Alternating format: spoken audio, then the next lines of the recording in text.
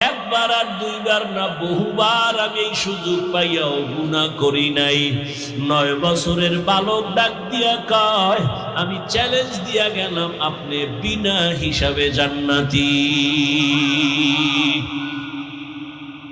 ওলামায়ে কেরাম সব দাঁড়ায় গেল।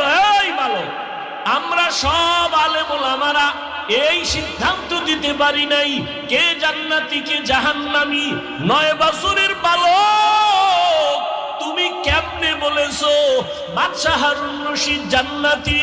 9 বছরের বালক ডাক দিয়া কয়, থামো, আমি দলিল দিব কোরআন শরীফ থেকে। নাও, কোরআনের দলিল নাও।